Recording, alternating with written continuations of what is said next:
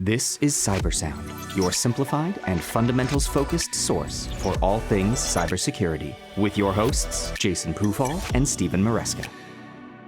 Welcome to Cybersound. I'm your host, Jason Pufahl, and as always, joined by Steve Maresca. Hi, Steve. Hey. So this is going to be part one of what I think is going to be a two-part series. So we're going to talk today about basic security must-haves, really focused on business, right? So we'll call this the business edition. And for us, I think we've identified sort of a few really critical elements, I think, that every business has to pay attention to. And I think it's largely born out of our experience in the incident response space, issues we've seen, frankly, that cause probably 90% of the incidents that we deal with on a regular basis. So we really think about how best to protect the data, right? Generally speaking, with every incident we deal with, the first question you have is your business data at risk? And that might be PII, that might be intellectual property, regulated data, right? Any variety of things. But the difference between a hugely problematic incident and one that might have real hopes of being successfully restored really is data protection. Steve, can you talk a little bit about data backups and just the idea of how you would protect that and what we're concerned about there? So today we operate in a world which is dominated by ransomware in the news. First and foremost, businesses are being impacted because their data is being locked up. So data backups in that context are simply a way to avoid paying a ransom, a way to avoid major downtime as a result of an attack like that. But more generally, of course, we have natural disasters, we have hurricanes, power outages, you name it. Backups are a way to ensure that if infrastructure is lost, you can rebuild it soundly. On a day-to-day basis, of course, people delete data too. So backups are an underpinning of keeping things afloat in turbulent times. So the hard part about everything you just said for me is backups feels overgeneralized. And I mean that in the sense that backups are fine. We've had a whole variety of clients with incidents where their backups have been encrypted or deleted. So it's more than just saying I've taken a backup and I've got a copy of my data, right? I think a lot of it is what do you do with those backups and how do you protect them afterwards? Right. It's about making sure that backups are usable when they're needed. And candidly, backups are often built and then not tested rigorously. So part of the process, of course, is ensuring that you're backing up the right data from the right systems. You have processes in place to actually restore that data, and in the context of keeping it isolated and safe, have the means to ensure that the bad guys don't actually have it within their realm of deletion.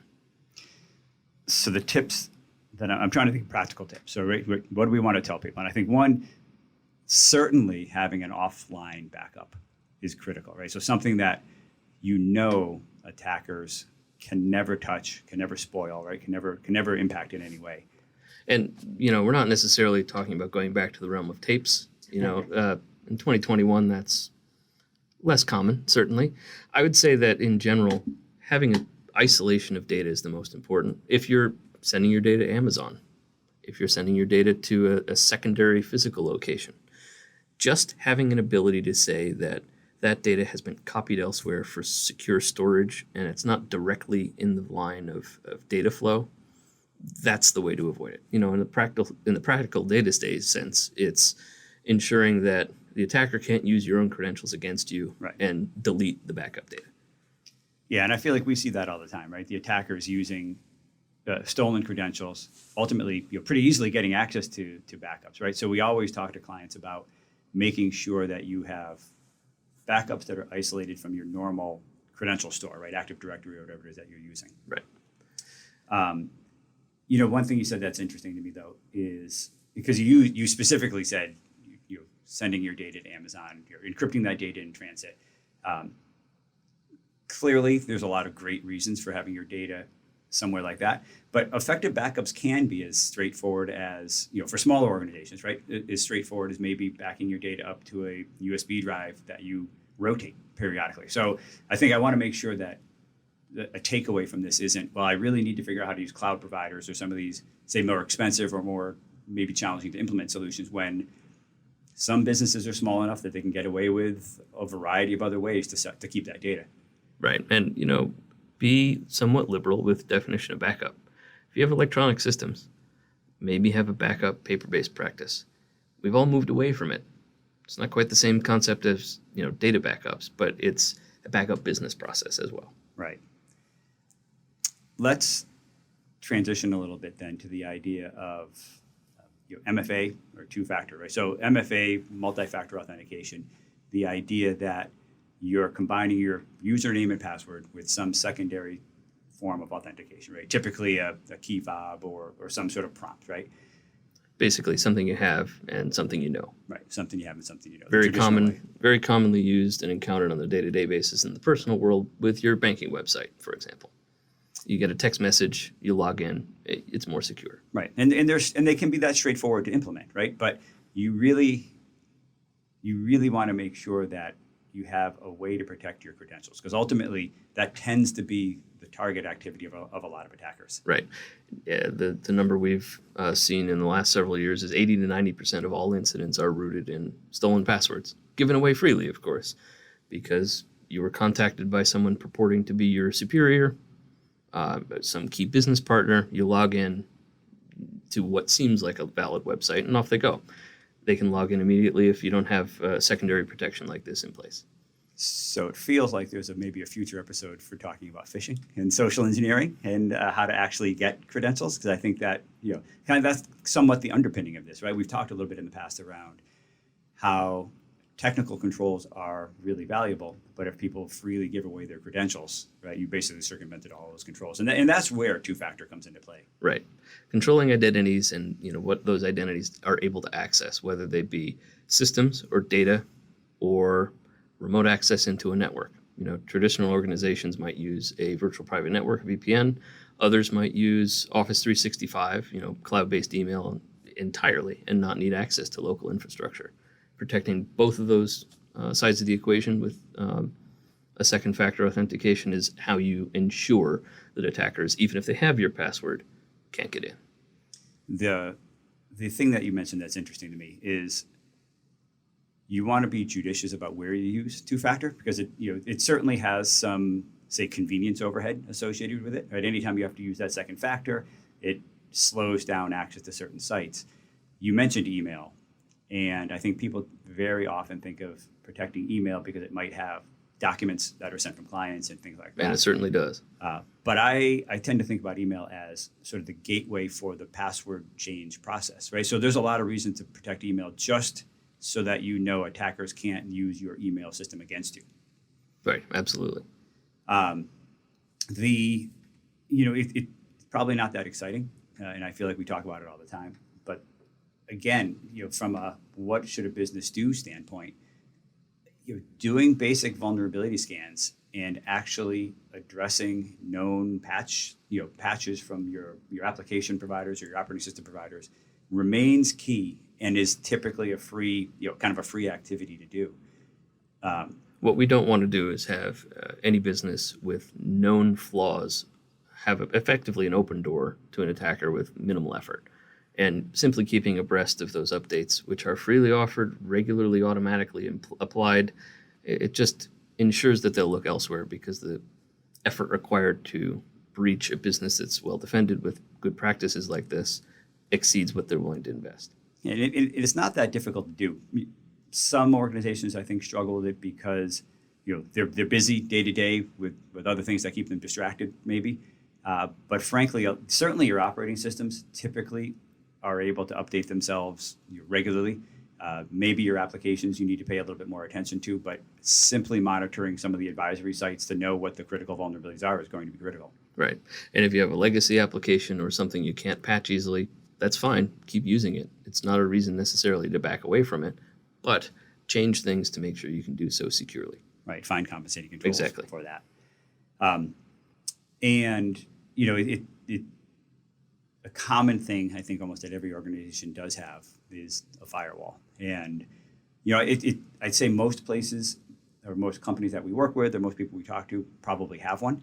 I think the challenge is keeping those firewall rules up to date and actually making sure that they're providing the protection that you think that they should be. Right, and we're in a slightly different world today where merely controlling what can get in is not sufficient. It's really the case that those firewalls need to manage what data leaves the network as well in order to defend appropriately. So having a bidirectional security analysis for your firewall network protections is a criticality. It's kind of the secondary benefit of that is for us in an incident response standpoint is it often gives you a lot of clarity about sort of types of data that may have been taken, right? So, a lot of times we'll see a ransomware event coupled with a data theft of some sort for the purpose of extortion, right? We talked about that a little bit. Firewalls will give you some of that context if configured properly, right? And you really want that network flow information. That's a great segue into really the most important subject from a security standpoint in terms of what you want to use as critical things that businesses should employ, and that's visibility in general. Some mechanism that allows recording of data from a firewall, from systems, from logins, just so that you know after the fact what actually happened. Because in the event of an attack, you may not have that information at hand and you can't reconstruct what occurred. That means more effort for restoration. That means potentially more effort in working with a liability insurer. That means potentially needing to notify customers that you would prefer not to. And if you simply log system events from anything that might generate a security event, you'll be in better shape.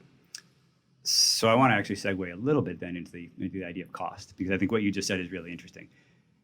Security is generally considered a cost center, I think, right? We've certainly had that conversation many times. A few of the items we're talking about here are largely free to do for most organizations. You can get patches from your vendors, generally speaking, for free. Logging, if you simply want to make sure you have data, you can log all of your data locally to the servers that generate it, typically for free. Backups, there's generally probably a cost to that, but it doesn't have to be really expensive. I think, as long as you put the effort into making sure the data is protected, it doesn't have to be the most elegant solution. But you almost touch on the idea that, security can provide companies an opportunity to potentially save, right? So well-protected networks that give you clarity about what an event may have been will let you notify the right people and keep your costs down. And frankly, some of these activities here are required by insurance, which actually can potentially help premiums. So there's some real benefit to this. Right. And you can even make an argument on the business intelligence side. If you have good data about how all of your systems work, how your users act, that you can save money in licensing costs and understand how your customers use your services alike. They're all part of the same spectrum of information. And in security, they all matter. Right. They all matter. And the same, I think we'll talk a little bit about this because I expect it'll go this direction, but the idea that, what you would do at home to protect data isn't that wildly different for what you need to do from an organization. Scale might be different, clearly, but these are really basic concepts, and there's something that's accessible, I think, to every business of every size.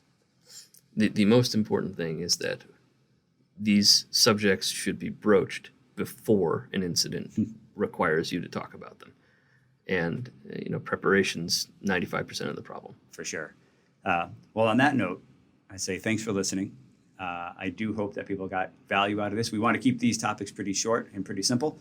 So limit this one to 3 or 4 areas: backups, two-factor, collecting log data, and simply patching machines as you need to would be takeaways that we'd want people to walk away from today.